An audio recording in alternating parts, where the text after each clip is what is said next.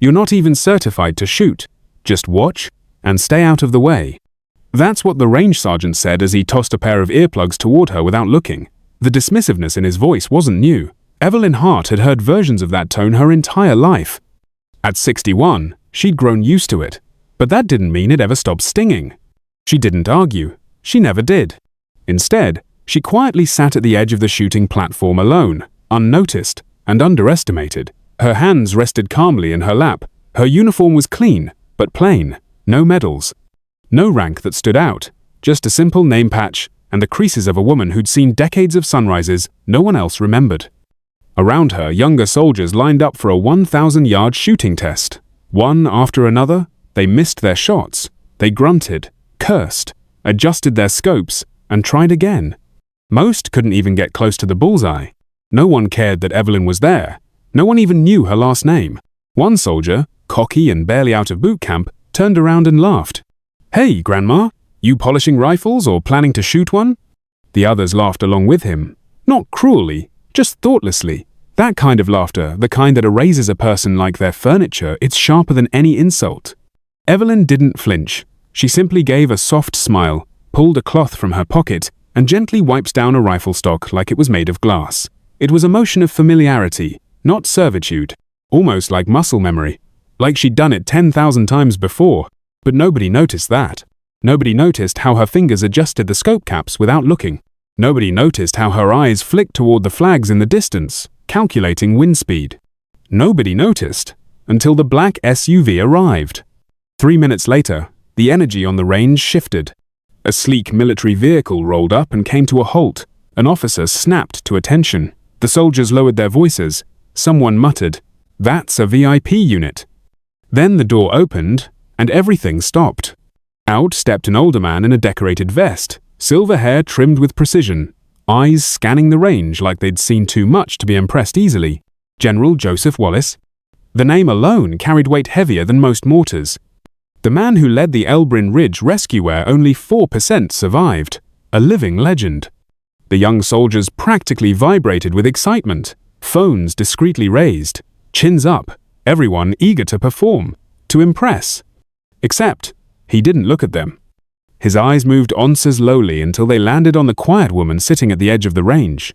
Evelyn didn't stand. She didn't salute. She didn't need to. The general's gaze held steady for a second longer than it should have. A flicker of recognition? A memory? No one else noticed, but he did. He knew her. And she knew he knew. Still, neither of them spoke. Instead, Wallace addressed the officer in charge, his voice as calm and sharp as a blade. "I'll be observing today, carry on." The competition resumed, now with added pressure. Shot after shot missed. Soldiers mumbled, tweaked their rifles, wiped sweat from their brows. The general said nothing, but if anyone had paid attention, they might have seen it. A slow narrowing of his eyes, a breath held back, a quiet disappointment. At the edge, Evelyn remained still. She didn't comment, didn't react, but every time a soldier missed a shot, her fingers twitched ever so slightly. As if she knew the correction, as if her mind had already calculated the adjustment needed. No one saw it, except one. A curious young recruit, stationed further down, glanced her way. Something about her posture didn't match her title. He looked her up on the internal personnel system, maintenance technician. Access restricted, no service record. Just one red flag note, code Red Oak, clearance level 3. That didn't make sense. Level 3 clearance wasn't given to janitors or rifle polishers. He frowned, clicked further. One line stood out. Training conducted under General J. Wallace. Authorization, Elbrin Ridge Protocol. His eyes widened. He looked up, then looked again. And everything shifted. The woman they'd been ignoring might not be just a woman. She might be something far, far more dangerous. Or more heroic. But he said nothing, just stared. And waited, like he wasn't sure if what he was seeing was real. And Evelyn? She remained still, calm, quiet. As if all of this was just another day on the range. The wind had picked up, not enough to shake the flags, but enough that anyone with trained eyes would notice how it twisted the air between shooter and target. Most of the young soldiers didn't notice. They were too focused on compensating with brute force holding their breath, adjusting for elevation, trying again and again to reach a mark their scopes couldn't find. The general watched without a word, his arms folded, his expression unreadable. The excitement of his arrival had turned to nervous tension. No one wanted to embarrass themselves in front of a legend. And still Evelyn sat at the edge of the range, her presence ignored by most, but unmistakable to a few. The young recruit who'd looked her up hadn't said a word, but the wheels in his head were spinning. Why would a woman with no official record, no visible medals, and a janitor's job title have a level 3 clearance? Why would her name appear in connection with Evelyn Ridge, a place they whispered about in combat history briefings? There was more to this woman, much more. Another soldier missed. The round smacked the dirt 5 feet left of the target. A few groans. Someone muttered under his breath, "That's impossible, the scope's off." But Evelyn barely blinked. She gently shifted the rifle in her lap, inspecting the bolt action like it was an old friend. The cloth moved in small, exact circles, no wasted motion, no performance. Another soldier called out to her sarcastically, "You gonna clean that thing until it shoots for you, Grandma?" Some laughter again, though quieter this time, more forced. Evelyn raised her eyes for a moment and met his gaze. No emotion, no anger, just the kind of calm that made you rethink what you'd just said. He looked away first.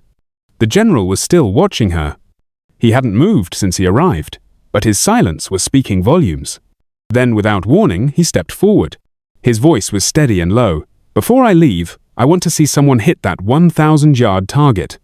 The range officer hesitated. "Sir, none of the shooters have landed a clean shot yet." Wallace's eyes scanned the group, slowly, deliberately, then he pointed right at Evelyn. "Then let me choose," he said. "Give the rifle to the woman cleaning it." You could hear the wind stop. Every head turned. The silence was electric. Someone actually laughed, like it was a joke, then stopped mid-chuckle when no one joined in. "You want her to take the shot?" the sergeant asked, stunned. "Sir, she's not even certified." Wallace's tone didn't change. "Give her a rifle." But Evelyn stood before anyone could hand her anything. She didn't wait for approval. She didn't ask for permission. "I'll use mine," she said simply. Then she turned, walked to a nearby bench, and unzipped a long canvas case. From it, she pulled a vintage Remington 700, carefully fitted with a self-adjusting scope. The kind of rifle you didn't just buy, you built, maintained, lived with. A few of the younger soldiers squinted. "What is that? That's not even military standard." But one of the older instructors whispered, "That's a mountain gun, long-range civilian grade, custom-tuned." Evelyn laid prone on the mat. She moved with an ease that only comes from thousands of repetitions. Her breathing slowed. Her fingers adjusted the scope, without looking. Her cheek settled against the stock like it belonged there. Stillness. The wind shifted. Everyone held their breath. She didn't. She breathed with it. Click. She set the scope. Click. She centered the trigger. Silence. Then crack. One clean shot. The sound echoed across the canyon like a held-back truth, finally being spoken aloud. Seconds passed. Then the monitor at the end of the range blinked. A red dot. Bullseye. Dead center. No one moved. No one clapped. No one even knew how to react. Then General Wallace slowly removed his cap, stood straight, and said, loud and clear, "Welcome back, Lieutenant Evelyn Hart, the sniper, who saved my squad at Evelyn Ridge." Every jaw on the range dropped. The same soldiers who had mocked her now stared at her like she was a ghost. She sat up slowly, dusted off her knees, and said nothing. She didn't need to, because the bullet had already said everything. The silence on the range was deafening. For several long seconds, no one knew what to say. Even the wind seemed to stand still, as if unwilling to interrupt what had just happened. General Wallace's words still hung in the air, like a bell that refused to stop ringing. "Lieutenant Evelyn Hart, the sniper who saved my squad." A few soldiers blinked, confused. Others exchanged glances, hoping someone would whisper that it was some elaborate prank. But Wallace wasn't smiling. He walked over to Evelyn slowly, then turned to face the crowd. His voice was calm but heavy with weight. "Evelyn Ridge," he began. "Most of you weren't even in uniform when it happened, but some of us remember it every day." A murmur moved through the ranks. Even the range sergeant, who had dismissed Evelyn earlier, stood stiffly, now hands behind his back, face pale. Wallace continued. We were pinned down, enemy snipers on every ridge, medics couldn't move, we had wounded exposed, supplies running out, and no air support. Command said the risk was too high to attempt a rescue. He paused. Except one person disagreed. He gestured toward Evelyn. She volunteered for Overwatch. No spotter, no backup, just her rifle, her scope, and her training. Wallace's voice lowered. She eliminated 17 confirmed threats. 17, with precision most teams can't replicate with drones. A gasp. One of the young soldiers swallowed hard. Another whispered, I thought only Special Forces handled that kind of mission. Wallace shook his head. She was Special Forces, only she never asked to wear the title. The sergeant stepped forward. Sir, we had no idea. No, you didn't, Wallace said, because after that mission, she asked to be reassigned. No medals, no ceremony, no fanfare, just a request. He looked at Evelyn. Why? He asked. Evelyn's voice, when it came, was steady. Not loud, not defensive, just real. Because I didn't want to be remembered for how many I shot, she said. I wanted to serve in a way that made others stronger without needing to pull the trigger. A hush fell over the range again. Her words settled deeper than any lecture or drill ever could. The cocky soldier from earlier, the one who joked about her polishing rifles, took a step back. His eyes were downcast now, shame blooming across his face like a bruise. Another soldier finally asked the question everyone was thinking. Why didn't you tell us? Evelyn turned to him. Because past achievements don't define who I am today. I didn't want respect out of fear or legend. I wanted it to come from how I carried myself now. If I have to explain who I used to be to earn that, then maybe I haven't earned it at all. There was nothing defensive in her tone, no bitterness, just clarity. That was the moment everything changed. The air shifted. Soldiers who had dismissed her now looked at her as if seeing a new species, one built from restraint and fire, one that had walked through violence, only to choose peace. Wallace nodded. That's the mindset that made her one of the finest marksmen I've ever commanded. Skill is one thing, but discipline or restraint that's rare. He turned to the crowd. And let me say this clearly. The next time you judge someone by their uniform, by their job title, or by their silence, you might be standing next to a hero. Nobody laughed now. Nobody dared. And yet, Evelyn didn't gloat, didn't smirk, didn't even seem satisfied. She simply stepped back from the firing line, cleared her rifle, and resumed cleaning it. Just as she had before. Only this time, everyone was watching. With awe, with reverence, and maybe just maybe with a little shame. Because the shot had been perfect. But the lesson, that was what truly hit the mark. After that shot, nothing was ever the same. Evelyn Hart didn't ask for applause. She didn't linger near the target monitor to see the perfect impact.